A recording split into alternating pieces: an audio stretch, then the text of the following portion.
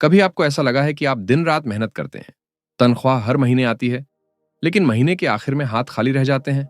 EMI, किराया, बच्चों की पढ़ाई, घर का खर्च, सब कुछ निकालने के बाद ऐसा लगता है जैसे पैसा रेत की तरह उंगलियों से फिसल गया हो। और सबसे बड़ी उलझन यह कि चाहे जितनी भी कमाई हो जाए, मन में हमेशा एक सवाल बना रहता है, क्या मैं सचमुच अमीर हो रहा हूं या बस पैसे कमाकर खर्च ही कर रहा हूं? नमस्ते दोस्तों, स्वागत है आपका निवेशवाणी चैनल में।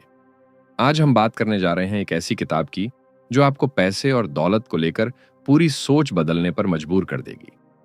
किताब का नाम है 13 steps to bloody good wealth और इसे लिखा है प्रसिद्ध लेखक अश्विन सांघी और एंटरप्रेन्योर सुनील दलाल ने। यह किताब बताती है कि अमीरी सिर्फ ज्यादा पैसे कमाने से नहीं आती, बल्कि सही सोच, सही योजना और सही कदमों से बनती है।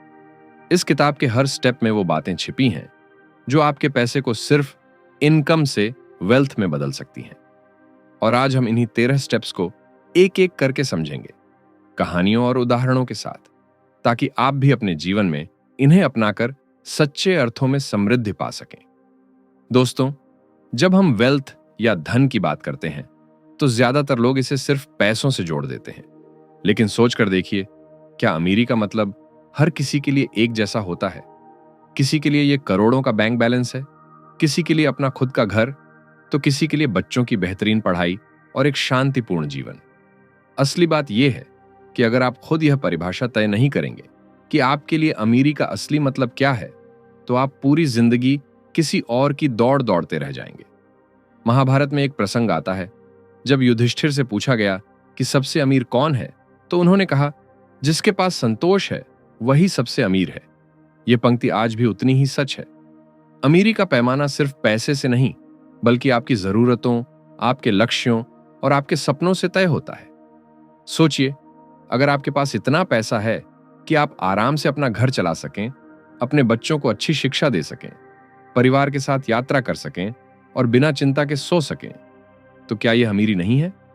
दूसरी ओर, अगर करोड़ों रुपए होने के बावजूद आप हमेशा बेचैन, चिंतित और असुरक्षित महसूस कर रहे हैं, तो उस दौलत का फायदा ही क्या? किताब का पहला स्टेप हमें यही सिखाता है। वेल्थ का मतलब दूसरों से तुलना करके तय मत कीजिए। अपनी जरूरतों, सपनों और मूल्यों को पहचानिए और उसी के आधार पर अपना धन का पैमाना तय कीजिए। एक आसान अभ्यास कर सकते हैं। कागज पर लिख लीजिए कि आपके लिए वेल्थ का मतलब क्या है। क्या आप फाइनेंशियल फ्रीडम चाहते हैं?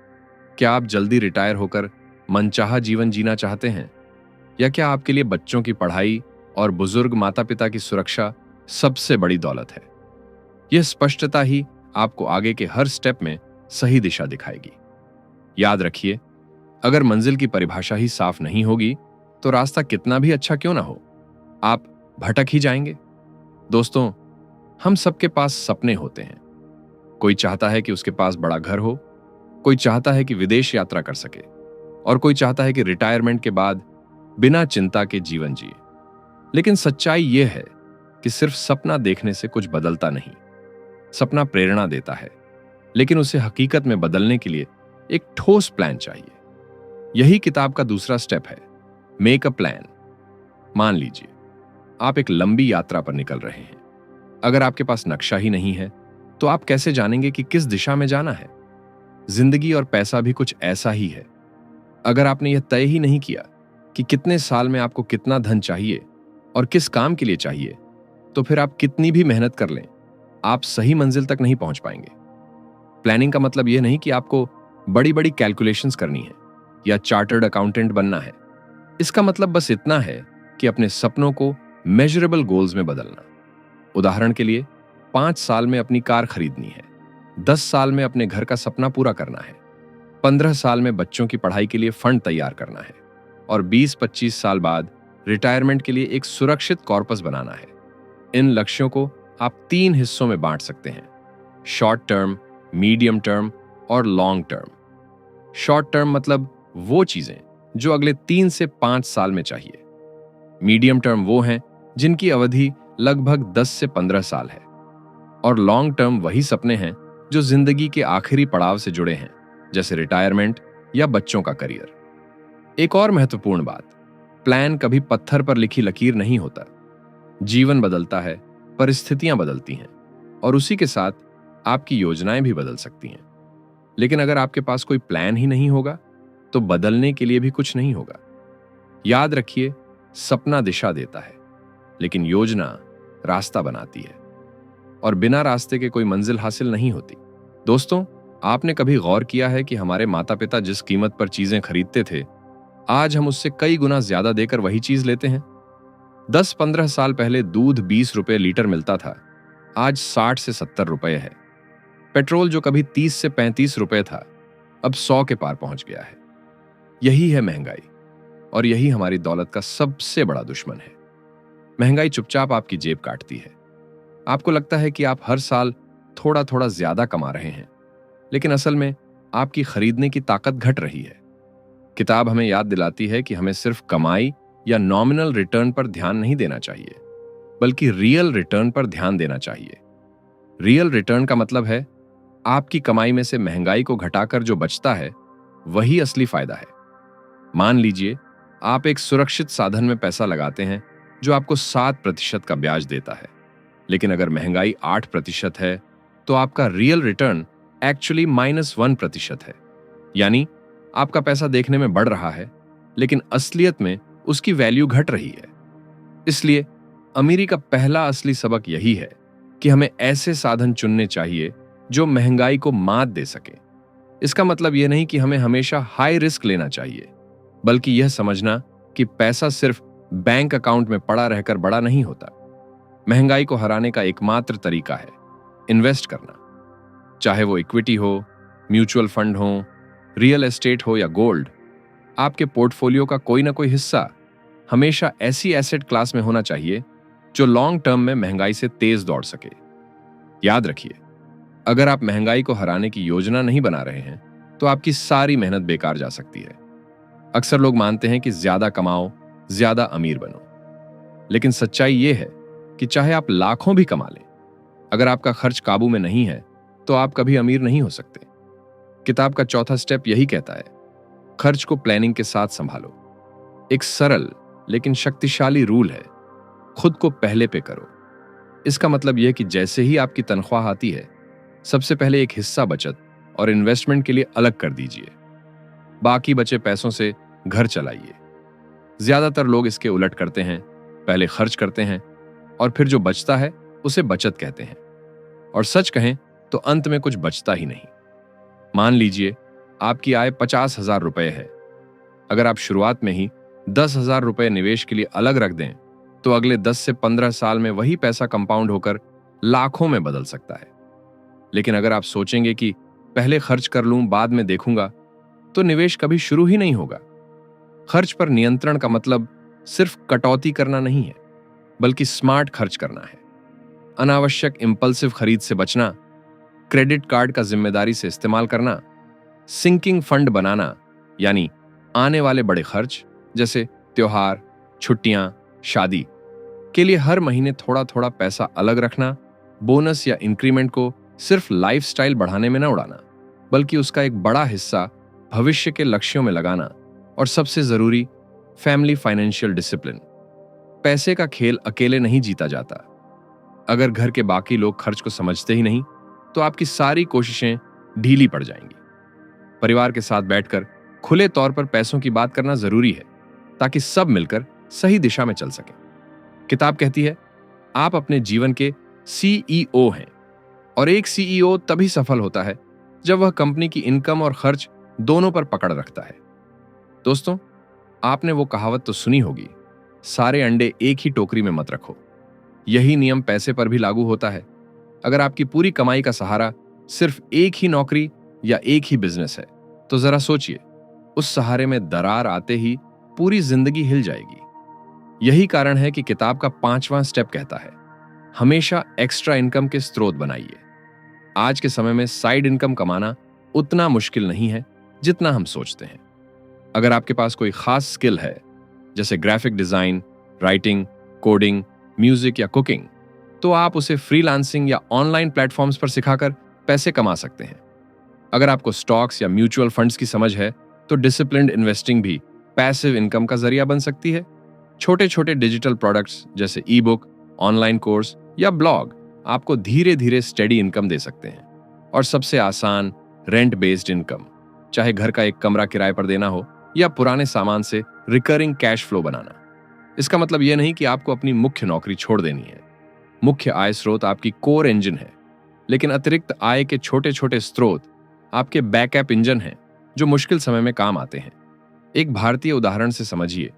मान लीजिए किसी की नौकरी अचानक चली जाती है, लेकिन उसके पास एक छोटा सा ऑनलाइन ट्यूशन का काम भी है जो हर महीने 10 से 15 हजार रुपए दिलाता है। यह रकम उसकी पूरी लाइफस्टाइल को नहीं चला सकती, लेकिन यह उसे तब तक टिकाए रख सकती है जब तक कि उसे अगली नौकरी ना मिल जाए। यही सुरक्षा कवच बनाता है। याद रखिए, इनकम जितनी डाइवर्स होगी, जीवन उतना स्थिर होगा।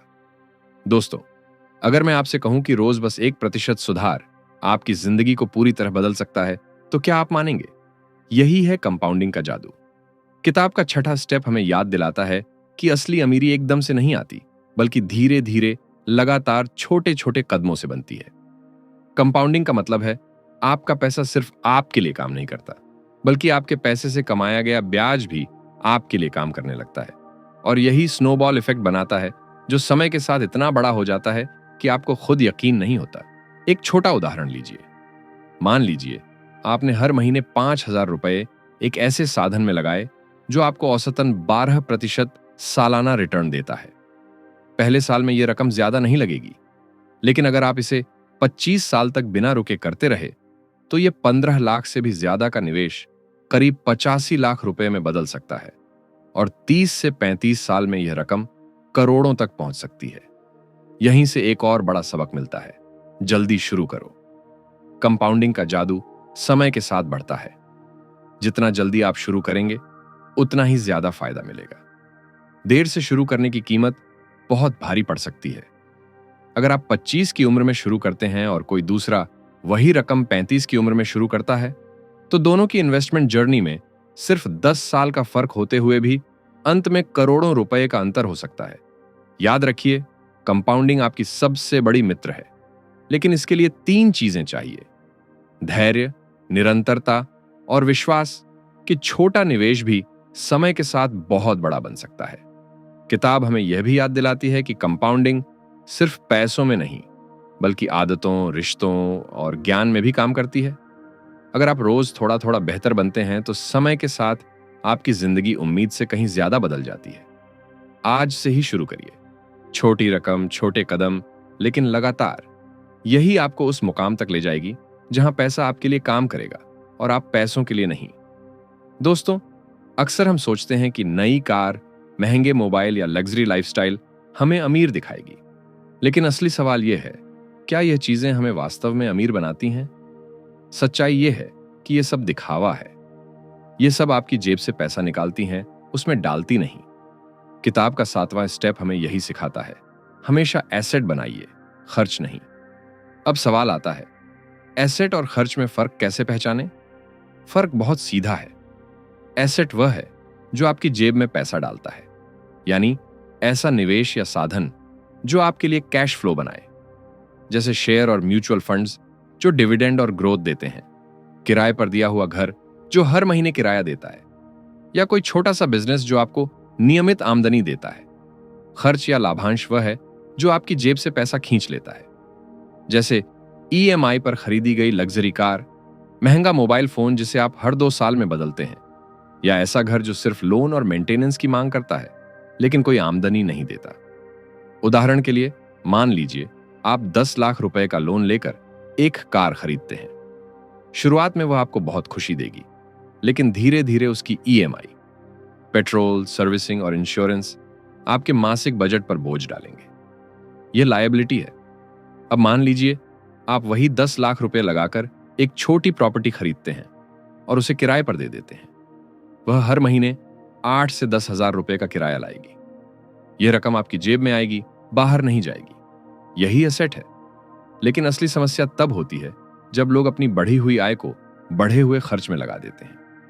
तनख्वाह बढ़ी तो तुरंत नई कार बुक कर ली या बड़ा फ्लैट खरीद लिया। उन्हें लगता है कि आय बढ़ने के साथ लाइफस्टाइल भी बढ़ाना जरूरी है। लेकिन समझदार लोग अलग सोचते हैं। वे उसी अतिरिक्त आय को नए एसेट्स बनाने में लगाते हैं। धीरे धीरे वही एसेट्स उनके लिए पैसिव इनकम बनाते हैं, यानी ऐसी कमाई जिसके लिए उन्हें रोज मेहनत नहीं करनी पड़ती। और यहीं से शुरू होता है असली अमीरी का रास्ता। किताब यह भी कहती है कि एसेट सिर्फ पैसों वाले नहीं होते। आपका ज्ञान, आपकी स्किल्स और आपका नेटवर्क, ये सब भी एसेट हैं। ज्ञान से आप ऐसे फैसले लेते हैं जो आपको सही दिशा में ले जाते हैं। स्किल्स आपको नए अवसर और अतिरिक्त आय के रास्ते खोलकर देती हैं। और आपका नेटवर्क यानी सही लोगों से बने रिश्ते आपको ऐसे मौके दिला सकते हैं जिनकी कीमत पैसों से कहीं ज्यादा होती है। यानी अगर आप आज कोई नई स्किल सीखते हैं, मान लीजिए डिजिटल मार्केटिंग, ट्रेडिंग या कोई नई भाषा, तो वह स्किल आपके लिए एक एसेट बन जाएगी। आने वाले समय में वही स्किल आपके लिए कमाई का नया रास्ता खोल सकती है। तो अगली बार जब आप कोई बड़ा खर्च करने जाएं, नई कार, महंगे ब्रांडेड कपड़े या गैजेट, तो खुद से बस एक सवाल पूछिए, क्या यह मेरी जेब भरेगा या खाली करेगा? यकीन मानिए, ये एक साधारण सा सवाल आपकी पूरी फाइनेंशियल जिंदगी की दिशा बदल सकता है, क्योंकि असली अमीरी दिखावे से नहीं, एसेट्स से बनती है। अगर आपके पास करोड़ों रुपए भी हैं, लेकिन अचानक किसी इमरजेंसी में नकद पैसे की कमी पड़ जाए, जैसे परिवार के किसी सदस्य की तबीयत खराब हो गई हो और तुरंत अस्पताल का बिल चुकाना हो, तो उस दौलत का क्या फायदा? उसी तरह अगर आपके पास बहुत सारा नकद है, लेकिन वह महंगाई को हराने में असफल है, तो धीरे धीरे उस पैसे की ताकत कम होती जाएगी। यही वजह है कि किताब का 8वां स्टेप हमें सिखाता है, वेल्थ ट्रिनिटी को अपना दोस्त बनाओ। यह 3 चीजों की तिकड़ी है। पहला है लिक्विडिटी, वह पैसा या निवेश जो तुरंत हाथ में आ सके, जैसे सेविंग अकाउंट, फिक्स्ड डिपॉजिट या लिक्विड फंड्स। सोचिए, अगर आपको अगले हफ्ते अचानक किसी जरूरी मेडिकल खर्च या नौकरी बदलने के दौरान 3 महीने का किराया चुकाना पड़े, तो लिक्विडिटी ही आपकी मदद करेगी। दूसरा है सेफ्टी, ऐसे निवेश जो आपके मूलधन को सुरक्षित रखें, जैसे सरकारी बॉन्ड, इंश्योरेंस या पीपीएफ। ये आपको बड़ी दौलत नहीं देंगे, लेकिन आपके धन की नींव मजबूत रखेंगे। यह उसी तरह है जैसे घर की दीवारें शायद सजावट ना करें, लेकिन पूरी छत का सहारा बनती है। तीसरा है ग्रोथ, ऐसे साधन जो लंबे समय में आपकी संपत्ति को कई गुना कर दें, जैसे इक्विटी, म्यूचुअल फंड्स या रियल एस्टेट। यही आपको असली फाइनेंशियल फ्रीडम की ओर ले जाते हैं, लेकिन इनके साथ धैर्य और उतार चढ़ाव झेलने का साहस जरूरी है। अब जरा सोचिए, अगर कोई व्यक्ति अपना पूरा पैसा सिर्फ लिक्विडिटी में रखता है, तो उसे आराम तो मिलेगा, लेकिन महंगाई धीरे धीरे उसकी संपत्ति को छाट जाएगी। अगर कोई सब कुछ सेफ्टी में डाल दे, तो उसका मूलधन सुरक्षित तो रहेगा, लेकिन वह कभी तेजी से आगे नहीं बढ़ पाएगा। और अगर सब कुछ ग्रोथ में डाल दे, तो मार्केट की हलचल उसे हर दिन बेचैन कर देगी। इसलिए असली समझदारी इसी में है कि तीनों का संतुलन बनाया जाए।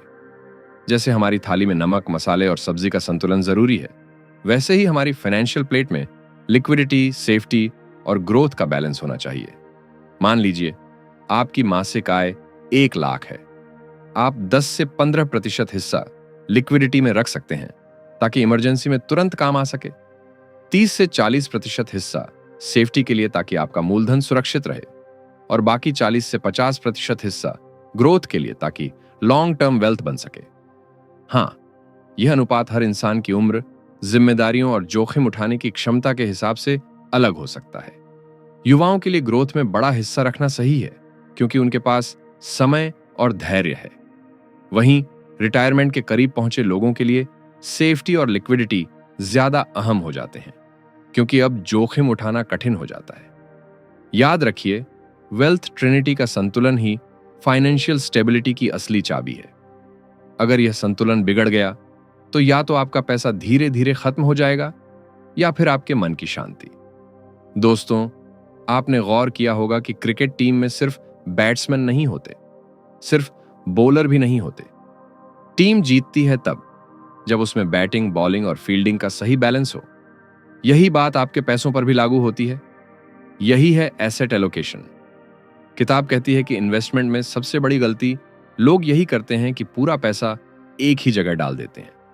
कोई सब कुछ फिक्स्ड डिपॉजिट में रख देता है, कोई सब कुछ शेयर मार्केट में, और नतीजा यह होता है कि या तो पैसा महंगाई खा जाता है, या फिर मार्केट गिरने पर पूरी संपत्ति हिल जाती है। एसेट एलोकेशन का मतलब है अपने पैसों को अलग अलग जगहों पर सही अनुपात में बांटना। ताकि अगर एक जगह नुकसान हो तो दूसरी जगह का फायदा उस नुकसान को संभाल ले। उम्र और आपके गोल्स के हिसाब से पैसों का बंटवारा आसान तरीके से समझिए।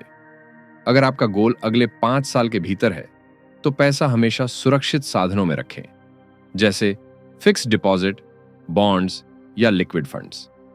अगर आपका गोल 5 से 10 साल के बीच है तो संतुलन बनाइए, कुछ हिस्सा इक्विटी में लगाइए और बाकी सुरक्षित साधनों में रखिए। और अगर आपका गोल 10 साल से भी आगे का है तो बेझिझक ज्यादा हिस्सा इक्विटी और ग्रोथ एसेट्स में डालिए। यही आपकी संपत्ति को महंगाई से तेज बढ़ाकर कई गुना बना देगा। एक आसान थंब रूल भी है, 100 माइनस एज, यानी आपकी उम्र जितनी है उसे 100 में से घटाइए। जो संख्या बचेगी उतना प्रतिशत पैसा आप इक्विटी में रख सकते हैं, बाकी सुरक्षित साधनों में। उदाहरण के लिए, अगर आपकी उम्र 30 साल है तो 100 से 30 घटाए 70, यानी 70% इक्विटी और 30% सुरक्षित साधनों में।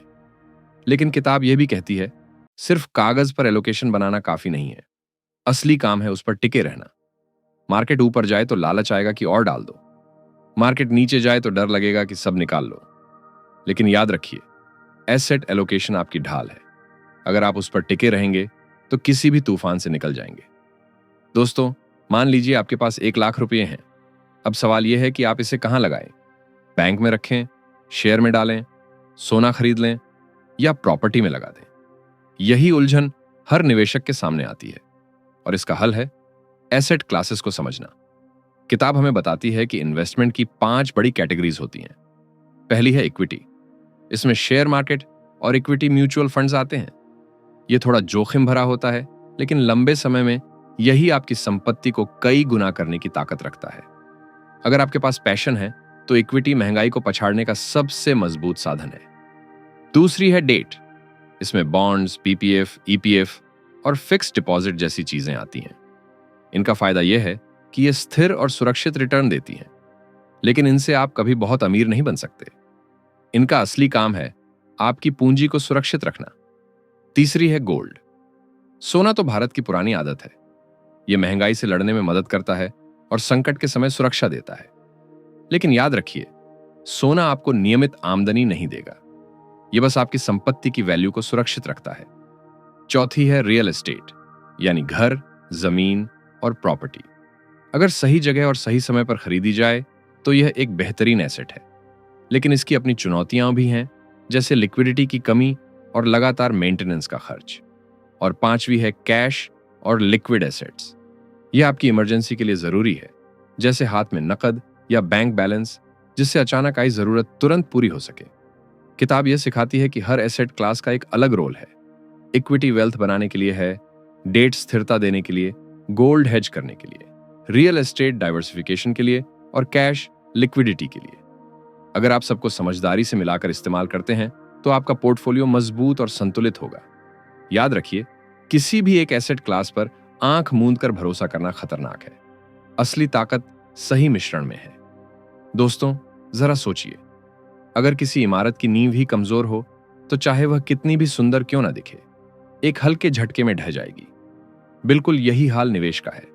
अगर आपकी नींव मजबूत नहीं होगी तो चाहे आप कितना भी पैसा लगा दें, लंबे समय तक टिक नहीं पाएंगे। यही कारण है कि किताब हमें 4 बुनियादी स्तंभों के बारे में बताती है: ज्ञान, फोकस, धैर्य और समीक्षा। नॉलेज का मतलब है समझ। निवेश करने से पहले यह जानना जरूरी है कि आप अपना पैसा कहां और क्यों लगा रहे हैं। बिना समझे सिर्फ दूसरों की नकल करके निवेश करना जुए की तरह है। जितना आप पढ़ेंगे, सीखेंगे और सही सलाह लेंगे, उतनी ही गलतियों से बचेंगे। दूसरा स्तंभ है फोकस। आजकल सोशल मीडिया और न्यूज चैनल हर दिन नए नए हॉट टिप्स बताते रहते हैं, लेकिन याद रखिए, अगर आप हर आवाज के पीछे भागेंगे तो रास्ता कभी साफ नहीं होगा। असली फोकस यही है कि अपने लक्ष्यों पर टिके रहें और उसी के हिसाब से निवेश करें। तीसरा है पेशेंस। शेयर बाजार या कोई भी ग्रोथ एसेट आपको तुरंत अमीर नहीं बनाएगा। कभी सालों तक सिर्फ उतार चढ़ाव दिखेंगे, लेकिन वही लोग सफल होते हैं जो धैर्य से टिके रहते हैं। जैसे किसान बीज बोने के बाद हर दिन मिट्टी नहीं खोदता कि पौधा कितना बड़ा हुआ, वैसे ही निवेश को भी समय देना पड़ता है। और चौथा स्तंभ है रिव्यू। निवेश कोई ऐसी चीज नहीं है जिसे एक बार करके भूल जाया जाए। समय समय पर यह देखना जरूरी है कि आपकी योजना सही दिशा में जा रही है या नहीं। लेकिन यहां भी संतुलन चाहिए। बहुत बार रिव्यू करने से आप बेचैन होकर गलत फैसले ले सकते हैं और बिल्कुल रिव्यू न करने से आप रास्ते से भटक सकते हैं। सबसे अच्छा तरीका है कि साल में 1-2 बार बैठकर अपने पोर्टफोलियो की समीक्षा करें और जरूरत पड़े तो बदलाव करें। याद रखिए, अगर आप इन 4 स्तंभों को मजबूती से पकड़ लेंगे तो आपकी निवेश की इमारत कभी ढहेगी नहीं। दोस्तों, जब हम कर्ज शब्द सुनते हैं तो अक्सर डर और चिंता से भर जाते हैं। हमारे समाज में कर्ज को हमेशा नकारात्मक नजर से देखा गया है। लेकिन किताब का 12वां स्टेप हमें सिखाता है कि कर्ज 2 तरह का होता है, अच्छा कर्ज और बुरा कर्ज। अच्छा कर्ज वह है जो आपके लिए संपत्ति बनाए या आपके लिए नई आय का स्रोत खोल दे। जैसे आपने घर खरीदा और उसे किराए पर दे दिया तो वह हर महीने स्थायी आय देगा। या आपने अपने बिजनेस को बढ़ाने के लिए कर्ज लिया जिससे आने वाले सालों में आपकी कमाई कई गुना हो सकती है। या फिर आपने अपनी पढ़ाई के लिए एजुकेशन लोन लिया जो आगे चलकर आपकी कमाई की क्षमता को बहुत बढ़ा देगा। वहीं बुरा कर्ज वह है जो सिर्फ खर्च बढ़ाता है और बदले में कुछ भी रिटर्न नहीं देता। जैसे क्रेडिट कार्ड से लग्जरी चीजें खरीदना जिनकी ईएमआई महीने दर महीने आपकी जेब खाली करती है, या फिर महंगी गाड़ी बड़ी ईएमआई पर खरीद लेना जो आपको दिखावे की खुशी तो देती है लेकिन लंबे समय तक सिर्फ बोझ बनती है। याद रखिए, अच्छा कर्ज आपके लिए काम करता है और बुरा कर्ज आपको अपने लिए काम करवाता है। फर्क बस समझदारी से पहचानने और सही चुनाव करने का है। अच्छे और बुरे कर्ज का फर्क पहचानना बहुत जरूरी है। मान लीजिए आप 10 लाख का लोन लेकर कार खरीदते हैं। वह कार हर महीने ईएमआई खाएगी, पेट्रोल खाएगी, मेंटेनेंस मांगेगी और उसकी वैल्यू हर साल घटेगी। यह लायबिलिटी है। लेकिन अगर आप वही 10 लाख का लोन लेकर एक प्रॉपर्टी खरीदते हैं जो हर महीने 15 से 20 हजार किराया देती है तो वह कर्ज आपकी जेब भर रहा है। किताब हमें यह भी याद दिलाती है कि लेवरेज यानी दूसरों के पैसों से संपत्ति बनाना एक शक्तिशाली हथियार है। लेकिन यह हथियार तभी फायदेमंद है जब इस्तेमाल समझदारी से किया जाए। क्योंकि अगर आप बिना सोचे समझे बुरा कर्ज लेंगे तो वही लेवरेज आपको नीचे खींच लेगा। याद रखिए, कर्ज को दुश्मन मत मानिए बल्कि इसे सही तरीके से इस्तेमाल करना सीखिए। दोस्तों, हम सब हर साल इनकम टैक्स भरते हैं। तनख्वाह से टीडीएस कटता है, प्रॉपर्टी या निवेश पर टैक्स देना पड़ता है। अक्सर लोग इसे मजबूरी मानकर नाखुश हो जाते हैं। लेकिन किताब का 13वां स्टेप हमें बताता है tax saved is income earned, यानी जितना टैक्स आप कानूनी तरीके से बचा लेंगे उतना ही वह आपकी जेब में नई कमाई बनकर रहेगा। अब सवाल उठता है कैसे? इसका उत्तर है टैक्स एफिशिएंसी। भारत में सरकार ने कई ऐसे साधन और योजनाएं दी हैं जिनसे आप निवेश भी कर सकते हैं और साथ ही टैक्स भी बचा सकते हैं। सेक्शन 80C के तहत आप PPF, ELSS mutual funds, life insurance और ईपीएफ में निवेश कर टैक्स बचा सकते हैं। हेल्थ इंश्योरेंस प्रीमियम पर सेक्शन 80D के तहत छूट मिलती है। होम लोन पर प्रिंसिपल और इंटरेस्ट दोनों पर टैक्स लाभ मिलता है। नेशनल पेंशन सिस्टम यानी एनपीएस भी लंबी अवधि के लिए टैक्स बचत और रिटायरमेंट सुरक्षा देता है। लेकिन यहां सबसे जरूरी बात यह है कि टैक्स बचाने के चक्कर में गलत निवेश न करें। कई लोग सिर्फ टैक्स बचाने के लिए ऐसे प्रोडक्ट खरीद लेते हैं जिनसे कोई वास्तविक फायदा नहीं होता। किताब कहती है कि हर निवेश का पहला उद्देश्य आपकी फाइनेंशियल स्ट्रेटजी होना चाहिए। टैक्स बचत उसका बोनस है। याद रखिए, टैक्स नियम हर साल बदलते रहते हैं, इसलिए सिर्फ छूट पकड़ने के बजाय सही सोच पर ध्यान दीजिए। क्या यह निवेश आपके लक्ष्य पूरे करेगा? क्या इसमें ग्रोथ की संभावना है? क्या यह आपको सुरक्षा देगा? अगर हां, तो टैक्स बचत आइसिंग ऑन द केक है। किताब हमें यह भी याद दिलाती है कि जितना ध्यान आप इनकम बढ़ाने पर देते हैं उतना ही ध्यान टैक्स प्लानिंग पर भी दीजिए, क्योंकि बचाया हुआ टैक्स भी उतना ही मूल्यवान है जितनी नई कमाई। किसी भी राह पर चलने का सबसे आसान तरीका होता है उन लोगों से सीख लेना जिन्होंने उस राह को पहले तय किया है। किताब का बोनस स्टेप यही कहता है, उनसे सीखिए जिन्होंने सचमुच अमीरी बनाई है। भारत और दुनिया में ऐसे अनगिनत उदाहरण हैं। कई लोग छोटे से शहर से आए बिना किसी बड़े सहारे के, लेकिन अनुशासन, निरंतरता और सही फैसलों से उन्होंने अपनी दौलत खड़ी की। किसी ने शुरुआती दिनों में बचत को आदत बनाया, किसी ने छोटे निवेश से शुरुआत की और फिर धीरे धीरे एसेट्स खड़े किए। एक उदाहरण, धीरू भाई अंबानी। साधारण कपड़े बेचने वाले से शुरू होकर उन्होंने एक ऐसा साम्राज्य खड़ा किया जो आज करोड़ों लोगों के जीवन को छूता है। उनकी कहानी हमें दिखाती है कि बड़े सपनों के साथ धैर्य और लगातार मेहनत जोड़ दी जाए तो कुछ भी संभव है। दूसरी ओर वॉरेन बफेट को देखिए। उन्होंने बचपन में ही निवेश शुरू कर दिया था और कंपाउंडिंग के जादू ने उन्हें दुनिया का सबसे सफल निवेशक बना दिया। उनकी सबसे बड़ी ताकत थी धैर्य। वे कहते हैं, स्टॉक मार्केट एक device for transferring money from the impatient to the patient. किताब हमें यह भी याद दिलाती है कि हमें सिर्फ बड़े उद्योगपतियों से नहीं बल्कि अपने आसपास के आम लोगों से भी सीखना चाहिए। हो सकता है आपका कोई रिश्तेदार या दोस्त हो जिसने साधारण वेतन से ही घर बना लिया, बच्चों की पढ़ाई कराई और रिटायरमेंट फंड भी तैयार किया। उनके अनुशासन और छोटे छोटे फैसलों से भी हम बहुत कुछ सीख सकते हैं। इस स्टेप का असली संदेश यही है, वेल्थ बिल्डिंग कोई रहस्यमयी कला नहीं है। यह उन सिद्धांतों और आदतों का नतीजा है जिन्हें हर कोई अपना सकता है। फर्क बस इतना है कि कोई जल्दी शुरू करता है, कोई देर से, कोई धैर्य रखता है, कोई नहीं। अगर आप उनसे सीखेंगे जिन्होंने कर दिखाया है तो आपकी यात्रा आसान हो जाएगी और आप वही गलतियां दोहराने से बच जाएंगे जो दूसरों ने पहले की थीं। दोस्तों, अब तक हमने 13 steps to bloody good wealth के सारे स्टेप्स देखे। धन की असली परिभाषा तय करने से लेकर योजना बनाने तक, महंगाई से जूझने से लेकर खर्च पर नियंत्रण तक, अतिरिक्त आय के स्रोत बनाने से लेकर कंपाउंडिंग का जादू समझने तक, एसेट बनाना, सही एलोकेशन करना, अलग अलग एसेट क्लासेस को समझना, निवेश की 4 रीढ़ें, अच्छे और बुरे कर्ज का फर्क और टैक्स एफिशिएंसी तक। और आखिर में हमने यह भी जाना कि हमें उनसे सीखना चाहिए जिन्होंने यह राह पहले ही तय कर ली है। इस पूरी किताब का असली संदेश यही है, अमीर बनने के लिए जादू की कोई छड़ी नहीं है। यह छोटे छोटे, लगातार और समझदारी भरे फैसलों का नतीजा है। अमीरी सिर्फ पैसा जमा करने का नाम नहीं है, बल्कि आर्थिक स्वतंत्रता पाने का नाम है, ताकि आप अपनी शर्तों पर जीवन जी सकें। अब सवाल यह है, आप आज से क्या करने जा रहे हैं? क्या आप अपनी आय का एक छोटा हिस्सा बचाकर उसे निवेश में लगाना शुरू करेंगे? क्या आप खर्चों को समझदारी से नियंत्रित करेंगे? क्या आप अतिरिक्त आय का कोई नया रास्ता खोजेंगे? या क्या आप कंपाउंडिंग का फायदा उठाने के लिए तुरंत पहला कदम उठाएंगे?